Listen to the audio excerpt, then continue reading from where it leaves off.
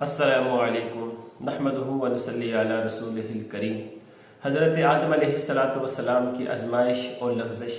حضرت آدم علیہ السلام کو اللہ تعالیٰ نے جنت میں رہنے کا حکم دیا، مگر ساتھ ہی ایک درخت کے قریب جانے سے اللہ نے منع فرما دیا۔ شیطان ناصح یعنی نصیحت کرنے والا اور شفیق بن کر حضرت آدم علیہ السلام کے دل میں خطرہ ڈالنے لگا، کہنے لگا اے آدم، اس وقت تم پر بڑی مہربانی ہوئی ہے، لیکن تمہاری زندگی اور بادشاہت سدا رہنے کا کوئی انتظام نہیں ہے۔ اس تمہید کے بعد کہا لو میں تمہیں اس باغ میں ایک درخت بتاتا ہوں جس کے کھانے سے ہمیشہ ہمیشہ زندہ رہو گے اور لازوال سلطنت ملے گی جس کو کبھی بھی زوال نہیں آئے گا۔ اس درخت کا نام شجرۃ الخلد ہے۔ ابن عباس رضی اللہ تعالیٰ عنہ فرماتے ہیں کہ وہ درخت گندم کا تھا۔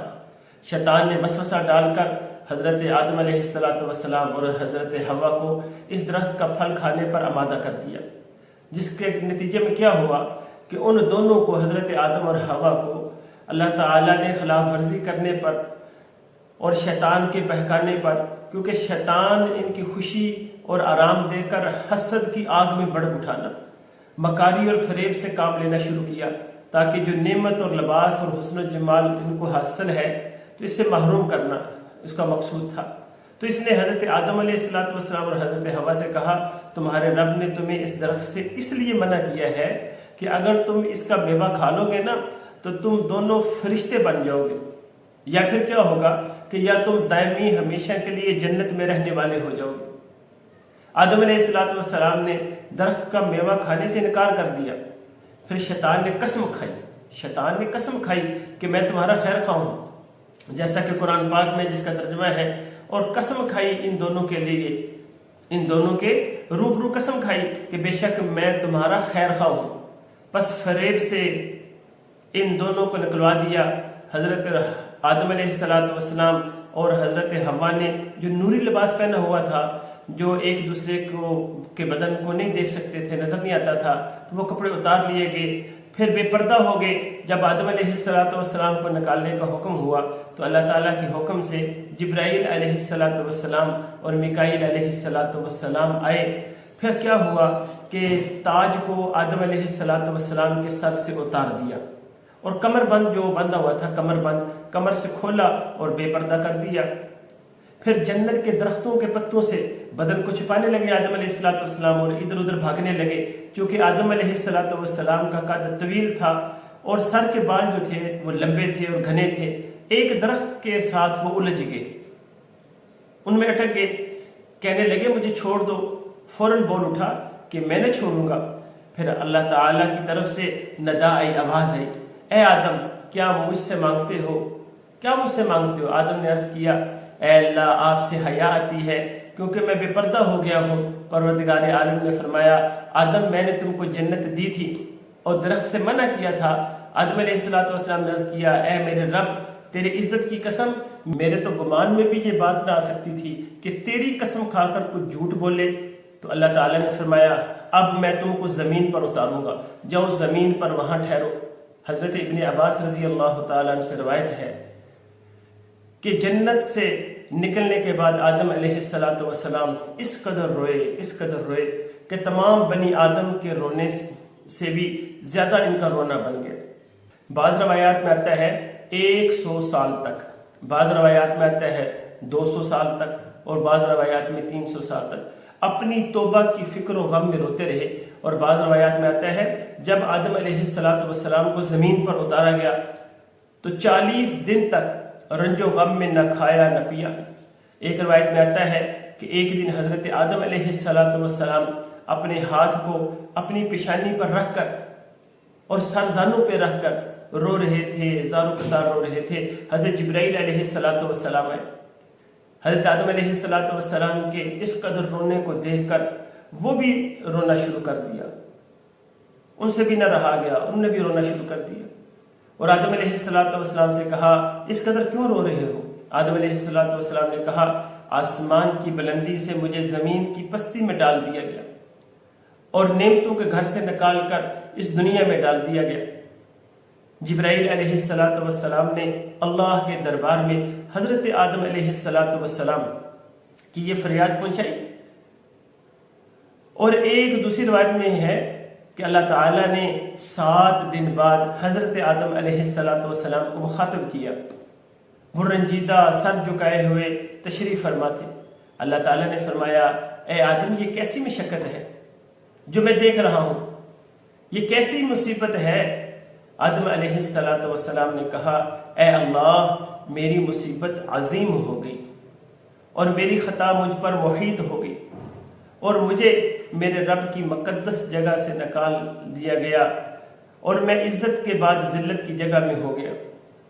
خوشبختی کے بعد بدبختی میں, قرار اور اطمینان کے بعد زوال ہو گیا. ہمیشہ کی جگہ سے دارالفنا میں آ گیا اور امن کے بعد دھوکے کی جگہ میں آ گیا. اے میرے اللہ میں اپنی غلطی پر کیوں نہ رو اور غم کیوں نہ کروں, میں اس مصیبت کا زخم کیسے بھروں. تو اللہ تعالیٰ نے ارشاد فرمایا میں نے تمہیں اپنے لیے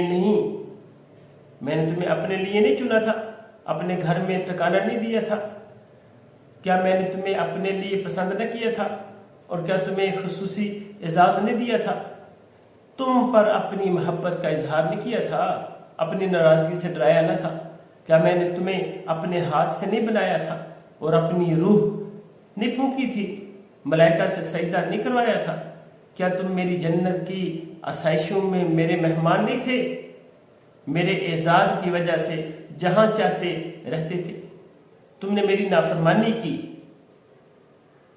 مجھ سے کیا ہوا جو وعدہ تھا, مجھ سے کیا ہوا وعدہ وہ بھلا دیا اور میری نصیحت کو ضائع کر دیا. اب میری سزا کو عجیب کیوں سمجھ رہے ہو. تو اللہ تعالیٰ نے آدم علیہ السلام کو کلمات سکھائے ربنا ظلمنا انفسنا وان لم تغفر لنا وترحمنا لنکونن من الخاسرین, جس کا ترجمہ اے ہمارے رب ہم نے اپنے اوپر ظلم کیا اپنے نفسوں پر, اگر آپ نے بخشش نہ کی ہے اور ہم پہ رحم نہ کیا تو ہم تو ضرور خسارہ والوں میں سے ہو جائیں گے. تو طبرانی میں آتا ہے کہ اللہ تعالیٰ نے فرمایا اے آدم یہ تو جس محمد کا وسیلہ دیکھ رہا ہے یہ محمد کون ہے. تو عرض کیا اللہ میں نے آپ کے عرش کی طرف دیکھا تو وہاں پہ لکھا تھا لا الہ الا اللہ محمد رسول اللہ.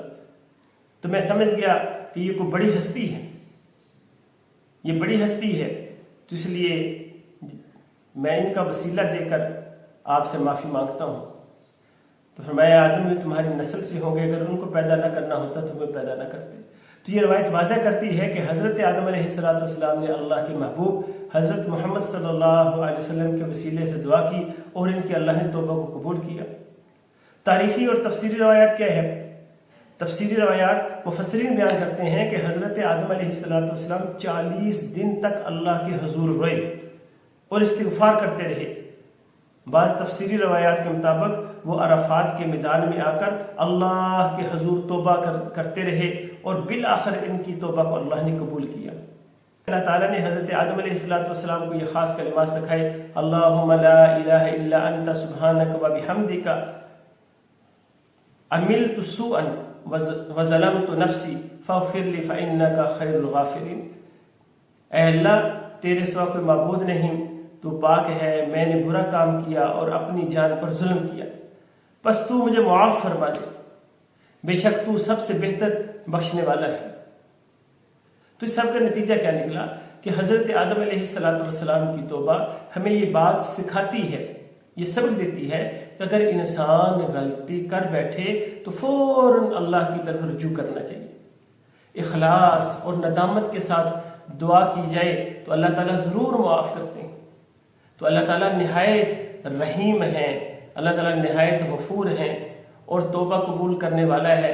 تو دعا کے خاص الفاظ سیکھنا اور انہیں مانگنا باعث برکت ہے.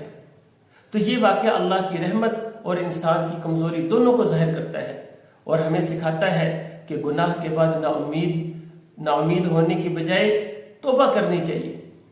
تو اللہ تعالیٰ ہمیں ہر حال میں اپنی ذات کی طرف متوجہ رہنے کی توفیق عطا فرمائے اور زیادہ سے زیادہ استغفار کرنے کی توفیق عطا فرمائے. السلام علیکم.